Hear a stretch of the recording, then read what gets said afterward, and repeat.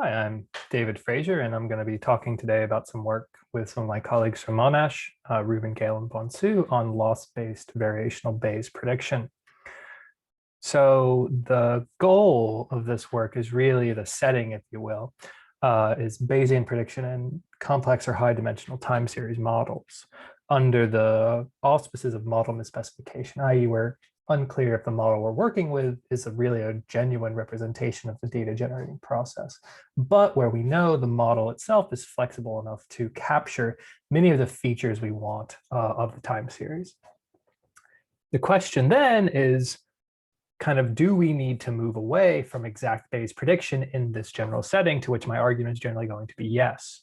To show you why, let's think about the problem a bit more and establish some notation. So you have a predictive model for the future value of y, the observation outcome y at time n+1, based on data including up to time n, y1 through n, given there.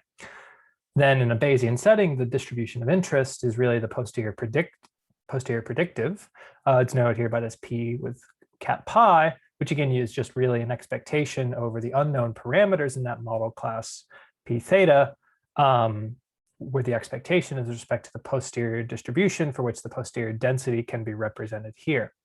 And really the point to think about is that when the model is misspecified, the model plays two roles in the prediction. It plays a role not only in the kind of object of which I'm integrating over, but also the object with which I'm integrating with respect to. So you have a model, right, that depends on a given value of the unknown parameters theta, and a posterior that describes your beliefs about those models. In both cases, the model itself plays a big role, and if that model is wrong, there may not be any sense in which this guy here works as a kind of benchmark that we'd want to construct. This really is quite acute in time series modeling and forecasting, where the problems we're interested in generally are what I refer to as loss dependent. So for instance, if I'm interested in doing something like predicting electricity demand, financial risk, or weather prediction, then I'm generally interested in a very specific measure of accuracy of those predictions. In the case of electricity demand, it might be tail loss. I want to make sure that I forecast demand sufficiently well so that if I'm in the very far upper or lower tail of demand, I get it well, so I don't have to, have rolling blackouts or brownouts or anything like this. I can meet demand. In weather prediction, you might think, I really want to do well overall, but I also want to maybe capture extreme weather events somehow defined. The question then is the exact Bayes predictive really what we want here? And in short, my answer is no, I don't think it is, because implicitly the posterior we're working with, if you think about it, is really kind of has been trained in a sense using the log loss function. So if my goal is to perform well in predictions outside of log loss, there's no reason why the parameters that the posterior gives weight to, right, the posterior weight, should be optimal for anything other than, say, log loss. This notion really led us to kind of advocate in a separate paper the idea of what we refer to as focused Bayesian prediction. That is, if your goal is something other than log loss and your model is misspecified, then you should probably try and focus your predictions on your criterion of interest. One way of doing this is indeed to take a kind of generalized Bayes or a Gibbs posterior approach and use a coherent update of the prior beliefs to posterior beliefs defined via the so-called Gibbs posterior, which basically is, in this case, just a weighted version of a measure of accuracy of, say, predictive loss. Now, in the case of density forecasting, which is kind of what we're most interested in here, the most relevant measure of density or kind of forecasting loss is a scoring rule. So in the kind of Gibbs posterior sense, where prediction is really what we're interested in, we've argued previously that really you should be looking at Gibbs posteriors based on given scoring rules, where this Pn+1 here is just a shorthand notation, of course, for your predictive model conditional on a value of theta. This Gibbs posterior defined here allows us to produce really the exact Gibbs predictive, which we've shown in subsequent work is really kind of best in some class in misspecified models where you want to perform best according to a given scoring rule. And we've shown in separate work, this works pretty well in practice, and others have kind of hit on the same idea now. The point, though, is that when you are working with these kind of Gibbs predictives, they work really well in low dimensional problems with single series and stuff like this, but they can be a real pain when the model you're working with is big. I.e., what I really mean here is they can basically be focused Bayesian prediction or kind of Gibbs-based prediction, really can be intractable in big models or situations with large numbers of parameters, or in large data sets, i.e. kind of lots of different time series. So imagine you have a panel of time series, say 100,000 time series. Doing any sort of Gibbs prediction here is going to basically be infeasible. And what's the bottleneck for this problem? Really, the bottleneck is the Gibbs posterior itself. If you're trying to do MC on this posterior given here, that's going to be quite difficult because almost by definition, you have no conjugacy. You can't do Gibbs. You're going to be stuck with a Metropolis Hastings most likely, or some version thereof. And that's just going to be difficult when you have lots of time series or lots of models, which is kind of a real unfortunate circumstance, because really, I do think this kind of generalized Bayes prediction world is really what we want to be doing when we're in this setting of model specification. So what's the solution? Well, as you can probably guess, the solution is actually just to do variational Bayes for that target and then plug that target in to construct a predictive. More particularly, what I'm saying is what we propose in this paper for prediction is that instead of producing this exact Gibbs predictive here, what you really want to produce, or what you can feasibly produce, even if the problem is very high dimensional or you have lots of time series, is the what we're going to refer to as the generalized variational predictive, where basically all we've done is we've subbed out a variational approximation to this posterior density here in the construction of the predictive. Again, where this density Q hat minimizes the corresponding Kale divergence between that some class Q and the kernel of the posterior here. Again, you could use the elbow to reverse this so that you're maximizing that. And then you only get the kernel of the posterior in here, which again is just going to be the weighted version of the scoring rule. So what we're basically proposing in this paper is the use of Gibbs variation, the use of the Gibbs variational predictive and Gibbs variational prediction for classes of time series that have kind of lots of parameters, or where there's many different models in a combination sense, or where you have lots and lots of data. And we're going to refer to this synonymously as loss-based variational prediction. The first question that comes to mind, the first question you need to ask when you sub out the use of this variational approximation for the exact Gibbs posterior here is, is anything lost in terms of accuracy?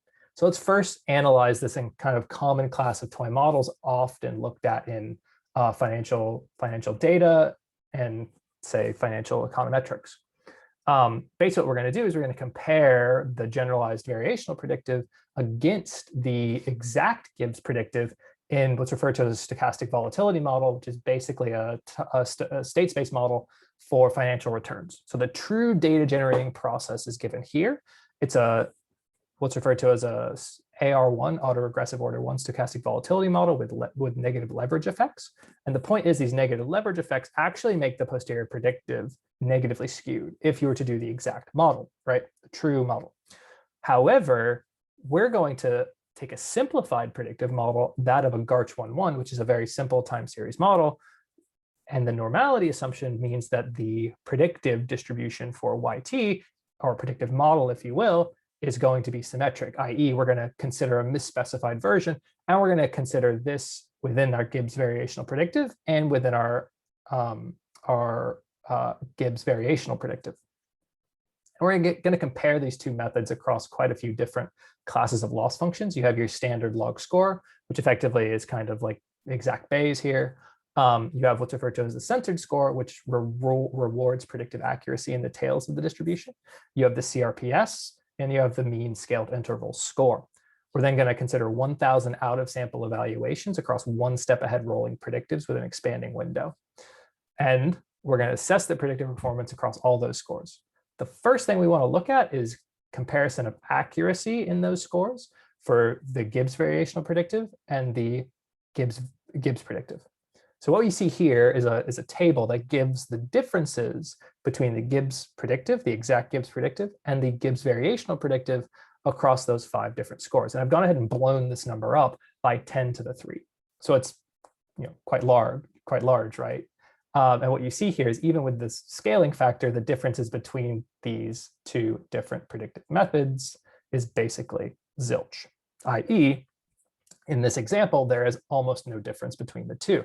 So what this means is that the accuracy lost in generating predictions, at least, of moving from an exact Gibbs predictive to a variational approximation to that is very, very little. Moreover, so this is kind of a relative one to the other measure of performance, i.e. Gibbs variational prediction to Gibbs prediction. And what you see here is there's basically no difference. And in terms of an absolute measure of predictive performance, we can look at the those five scoring rules again, and the updating mechanism for the different Gibbs variational predictions, log score, censored score, CRPS, MSIS, and look at their out of sample values. And what you see here is there's a kind of uniform coherence. That is, if you're doing GVP, it pays to focus on the criteria you are interested in evaluating in, i.e. there's a kind of internal consistency or a sanity check here was what you would expect. If you optimize, i.e. if you kind of do Bayesian inference according to your scoring rule of interest, then you're going to do best in prediction in that rule of interest is basically the way to interpret this. And the gains are in fact meaningful in lots of cases. Yeah. So as an empirical example, we have the following, which is our goal is to predict, just over 4,000 daily time series of varying predictive horizons. These are the daily series that were in the so-called M4 forecasting competition. And our model is going to be a 50-component Gaussian autoregressive mixture model of order 1.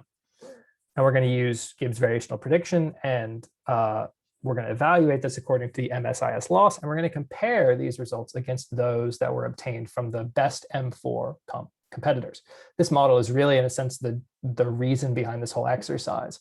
We were trying to do our kind of exact Gibbs prediction using this model, and it just became way too difficult. I mean, there's 150 parameters in this model, which may not seem like a lot for variational inference, but if you're doing MCMC, it could be quite painful to do.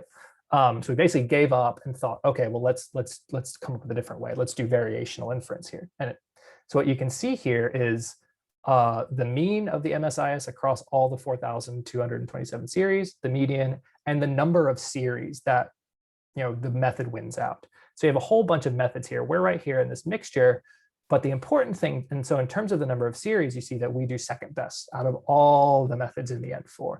Importantly, though, the thing to note is that all we've done here is learned on individual series.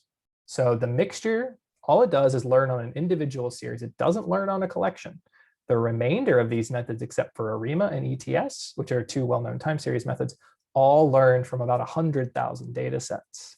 And so if those data sets are related, you basically see there's a large training advantage for all of the other methods. However, in terms of kind of pure prediction, getting the best, the highest MSIS across all the series, we do second best, which is pretty reasonable, I think, given that we're only training this model on individual data sets.